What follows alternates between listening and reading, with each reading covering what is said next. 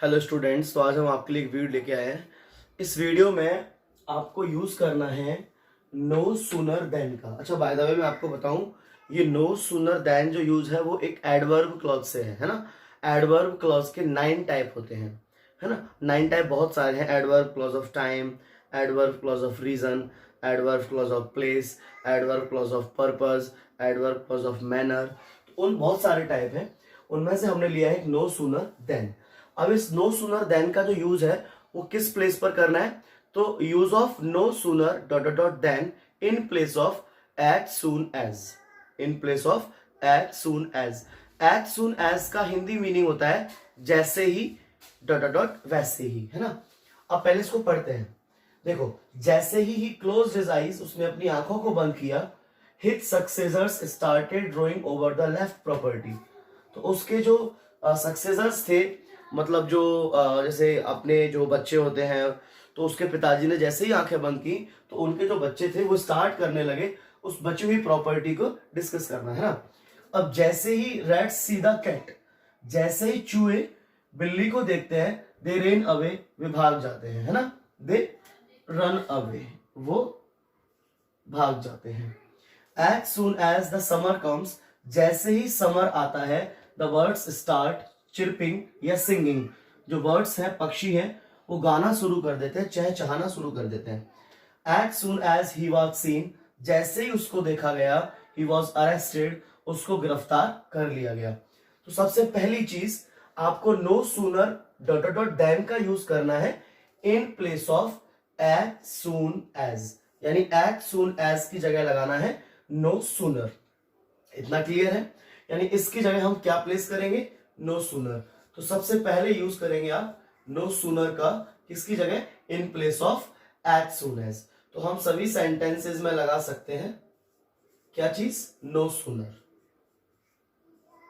ध्यान से देखना मैं क्या कर रहा हूं, और ये use class 10th class 12th दोनों के लिए बहुत यूजफुल है, एमपी बोर्ड के लिए स्पेशल। तो मैंने यहां नो सूनर का यूज कर दिया। अब क्योंकि नो सूनर इंग्लिश में एक इनवर्जन का काम करता है, तो बहुत से लोगों ने, बहुत से बच्चों ने इनवर्जन का नाम ही नहीं सुना होगा। इनवर्जन क्या होता है, जैसे हम क्वेश्चन बनाते हैं, है ना। जैसे हम बोलते हैं आपको कि व्हाट आर यू डूइंग, तो यहाँ व्हाट क्या है, क्वेश्चन वर्ड है, और उस क्वेश्चन वर्ड के तुरंत बाद हेल्पिंग वर्ब आती है, what are you doing, how are you, how are, है ना। तो इन्वर्जन जो होता है उसका मतलब ही होता है कि इन्वर्जन जो वर्ड कर रहा है, मतलब फंक्शन कर रहा है, उसके तुरंत बाद हेल्पिंग वर्ब आएगी। तो ये बात आपको स्पेशल ध्यान रखनी है कि आपने जहां नो सूनर का यूज किया है, उस नो सूनर के तुरंत बाद क्या करना पड़ेगा, हेल्पिंग वर्ब लगानी पड़ेगी। तो अब हेल्पिंग वर्ब हम देखते हैं। तो ही क्लोज्ड, क्लोज एक मेन वर्ब है ना, मुख्य क्रिया, हेल्पिंग वर्ब नहीं है। तो ओनली हमको फर्स्ट सेंटेंस में देखना है, सेकंड में नहीं। इसमें देखो, as soon as the rats see the cat, see main verb है, हेल्पिंग वर्ब नहीं है यहाँ। As soon as the summer comes, comma से पहले कम्स मेन वर्ब है, हेल्पिंग वर्ब नहीं है। As soon as he was seen, seen main verb है, लेकिन यहां हेल्पिंग वर्ब भी दी है, कौन सी, वॉज। अब समझो, यहां हमको दी गई है तो हमने नो सूनर के बाद क्या लिख लिया, वॉज। लेकिन जिन सेंटेंसेस में हमको हेल्पिंग वर्ब नहीं दी गई, वहां हम क्या करेंगे, तो देखो ऐसे 3 ही सेंटेंस हैं जिनमें हेल्पिंग वर्ब, जिनकी अफर्मेटिव में हेल्पिंग वर्ब नहीं आती। प्रेजेंट इंडेफिनिट में, प्रेजेंट इंडेफिनिट के अफर्मेटिव में, है ना, जिसमें डू और डज, है ना, ये 2 हेल्पिंग वर्ब निकलती हैं, लेकिन उनके अफर्मेटिव में ये हेल्पिंग वर्ब नहीं लगाई जाती, नेगेटिव और इंटेरोगेटिव में लगाई जाती हैं। ऐसे ही पास्ट इंडेफिनिट का अफर्मेटिव, उसमें भी मेन वर्ब की सेकंड फॉर्म आती है, उनके नेगेटिव और इंटेरोगेटिव में डिड लगाते हैं। तो हमको यहां हेल्पिंग वर्ब गिवन नहीं है, बट हम फाइंड कर सकते हैं। कैसे, जिन सेंटेंसेस में आपको, मैं साइड में लिख रहा हूं, जिन सेंटेंसेस में आपको V2 दिख रही है, मेन वर्ब की सेकंड फॉर्म क्लोज्ड, है ना, उन सेंटेंसेस में हेल्पिंग वर्ब निकल के आएगी डिड। जिन सेंटेंसेस में आपको V1 दिख रही है, लाइक दिस सी, वर्ब की फर्स्ट फॉर्म, तो उन सेंटेंसेस में हेल्पिंग वर्ब निकल के आएगी डज। और जिन सेंटेंसेस में आपको कम्स, यानी वर्ब की फर्स्ट फॉर्म के साथ SES वगैरह दिख रही है, सॉरी जहां V1 दिख रही है वहां निकल के आएगी डू। और जिन सेंटेंसेस में हमको V1 प्लस SES दिख रही है, उन सेंटेंसेस में हेल्पिंग वर्ब निकल के आएगी डज। क्लियर हो गया होगा। तो यहां हेल्पिंग वर्ब हम निकाल सकते हैं कैसे, सेकंड फॉर्म है तो हेल्पिंग वर्ब क्या निकलेगी डिड, फर्स्ट फॉर्म है तो हेल्पिंग वर्ब क्या निकलेगी डू, फर्स्ट फॉर्म में एस लगी है तो हेल्पिंग वर्ब क्या निकलेगी डज। बात समझ आ रही है।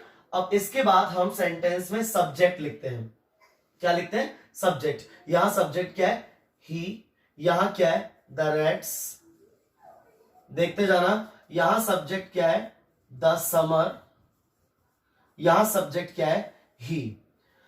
तो हमने क्या किया, हेल्पिंग वर्ब लिखी, सब्जेक्ट लिखी, तो आपको पता है कि इसके बाद तो मेन वर्ब आती है सेंटेंस में, क्योंकि without main verb sentence form ही नहीं हो सकता। तो यहां मेन वर्ब क्या है क्लोज्ड, क्या हम क्लोज्ड ही लिखेंगे।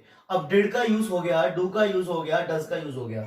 तो बेटा ऐसे सेंटेंसेस जहां डू डज डिड नहीं है, लाइक वॉज है, तो ऐसे सेंटेंसेस में हम जो मेन वर्ब है जिस फॉर्म में, थर्ड फॉर्म में है तो थर्ड फॉर्म, आईएनजी फॉर्म में है तो आईएनजी फॉर्म, तो जिन सेंटेंसेस में थर्ड फॉर्म दिख रही है वहां थर्ड फॉर्म का यूज करते हैं। लेकिन ऐसे सेंटेंस जहां आपने डू डज डिड लगाया है, ऐसे सेंटेंस में आपको मेन वर्ब की फर्स्ट फॉर्म लिखनी पड़ती है। तो यहां क्या लिखेंगे कम, यहां क्या लिखेंगे सी, यहां क्लोज्ड की फर्स्ट फॉर्म क्या होगी क्लोज। चलो एक बार और समझिए, एज सून एज की जगह हमने क्या लगाया नो सूनर।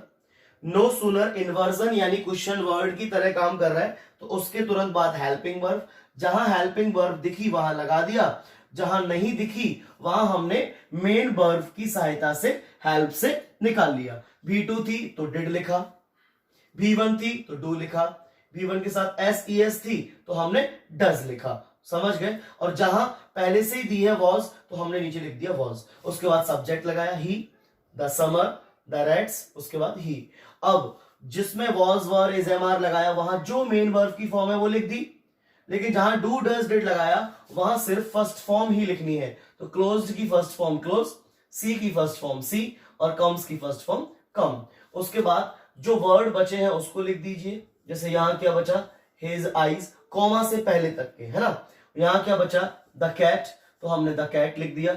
यहां कॉमा तक हम लिख चुके, यहां भी लिख चुके। अब कॉमा को हटाकर आप लगाएंगे देन, क्या लगाएंगे देन, और उसके बाद सेकेंड सेंटेंस जैसा दिया है एज इट इज हम उसको लिख देंगे। तो क्या बनेगा कंप्लीटली कि नो सूनर, क्लोज्ड की वजह से डिड, ही, अब डिड है तो फर्स्ट फॉर्म क्लोज, तो no sooner did he close his eyes then his successors started rowing over the left property।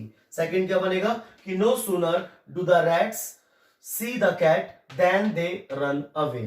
Third no sooner does the summer come then the birds start singing।